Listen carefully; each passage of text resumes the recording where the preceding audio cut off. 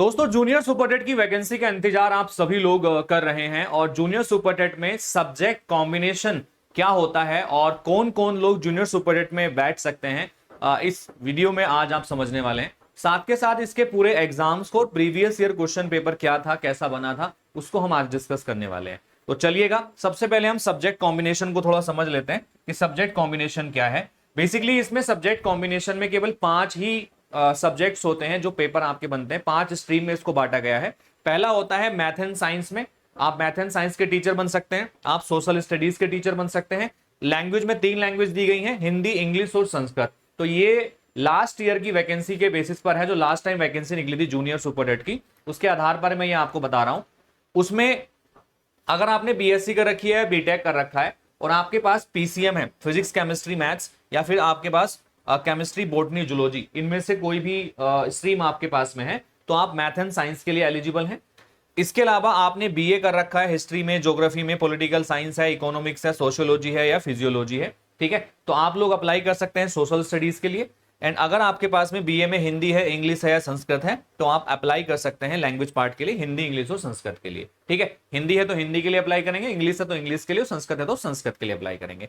तो ये आपका सब्जेक्ट कॉम्बिनेशन है आपके जूनियर सुपर टेट के लिए, जो 2026 में आपको वैकेंसी देखने के लिए मिलने वाली है। अब मैं बात कर लेता हूं यहां पर इसके एग्जाम के पैटर्न की। इसके एग्जाम का पैटर्न क्या रहता है, सिलेक्शन प्रोसेस क्या रहता है, उसको थोड़ा सा मैं आप लोगों को ब्रीफ कर देता हूं। इसमें किस तरीके से, देखो, इसमें जो टोटल पेपर होता है वो 150 मार्क्स का पेपर होता है आपका, और 150 ही प्रश्न इसमें आपको देखने के लिए मिलते हैं। 150 क्वेश्चंस होते हैं, 150 क्वेश्चंस होते हैं, 150 क्वेश्चंस होते हैं और 150 मार्क्स के ही ये होते हैं टोटल आपके। इसमें स्ट्रक्चर किस तरीके से रहेगा मैं आपको बता देता हूं। इसमें सेक्शन ए जो रहता है आपका, सेक्शन ए आपका रहता है आपका जीएस वाला पार्ट, जीके जीएस वाला पार्ट, जिसमें जो 50 प्रश्न आपसे पूछे जाते हैं वो जनरल नॉलेज से रिलेटेड होते हैं आपके, ठीक है। तो इसमें 50 क्वेश्चंस जो आपके पास में आते हैं, तो 50 क्वेश्चंस होते हैं आपके सेक्शन ए में, जो कि कॉमन क्वेश्चंस होते हैं। जीके होता है, करंट अफेयर होता है, इसमें जीएस के क्वेश्चंस आते हैं। तो इसमें 50 क्वेश्चंस में आपका जीके होता है, जीएस होता है आपका, और इसमें रीजनिंग के भी क्वेश्चंस आपसे पूछ लेता है, ठीक है। रीजनिंग के भी क्वेश्चंस इसमें आपसे पूछे गए हैं, ठीक है। इसके अलावा जो सेक्शन बी आपके पास में आता है, ये सब्जेक्ट कंसर्न होता है आपका। तो सेक्शन बी जो होता है ये सब्जेक्ट कंसर्न वाला पार्ट होता है। इसमें आपने जो स्ट्रीम चुनी होगी उससे रिलेटेड क्वेश्चंस आपसे पूछे जाएंगे। तो ये सब्जेक्ट कंसर्न रहता है,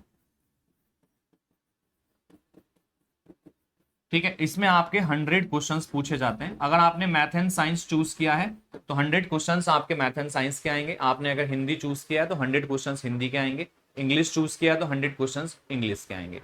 तो मैं आपको जो जीके जीएस वाला पार्ट है ना, वो एक बार दिखा देता हूँ। इसके सिलेक्शन प्रोसेस को भी हम डिस्कस कर लेंगे अपने आज के इस वीडियो में, देखिएगा।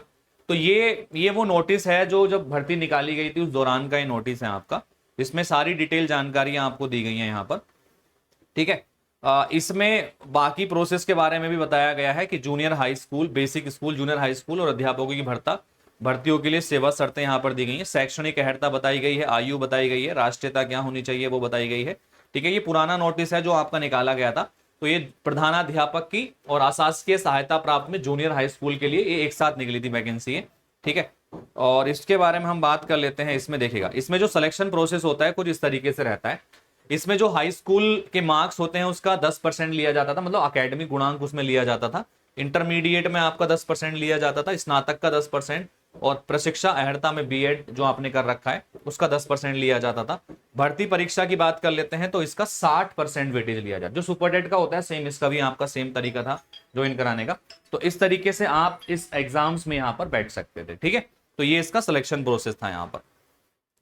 बाकी इसमें अगर हम बात कर लेते हैं, इसमें एक और चीज बोली गई थी कि यदि 2 या 2 से अधिक अभ्यर्थियों के गुणवत्ता अंक समान हो जाते हैं तो जन्म तिथि में जो ज्येष्ठ होगा, ठीक है, उसको उच्चतर स्थान पर रखा जाएगा, ठीक है।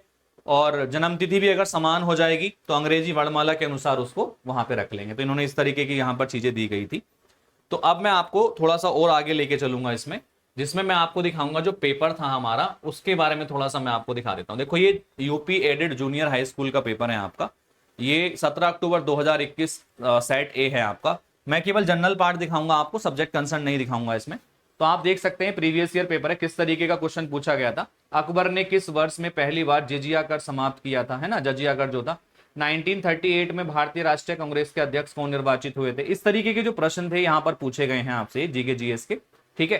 तो आप खुद देख सकते हैं। जैव विविधता क्या होती है, ध्वनि प्रदूषण की तीव्रता को कैसे मापते हैं, ठीक है। ईसीजी किस अंक की विद्युतीय गति का ग्राफीय प्रदर्शन करता है, ठीक है। ये देखो, ये रिलेटेड आ गया आपका, केमिस्ट्री से रिलेटेड क्वेश्चन आ गया आपका, मतलब जीएस से भी क्वेश्चन आते हैं, जनरल साइंस से भी क्वेश्चन इसमें आते हैं आपके।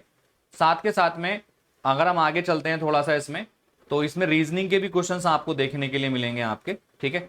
तो इसमें देखो रीजनिंग के क्वेश्चंस भी हैं। सांकेतिक भाषा में गंगा को ऐसे लिखा जाता है तो सरजू को कैसे लिखा जाएगा ना, तो रीजनिंग के भी कुछ क्वेश्चंस इसमें देखने के लिए मिले थे आपके।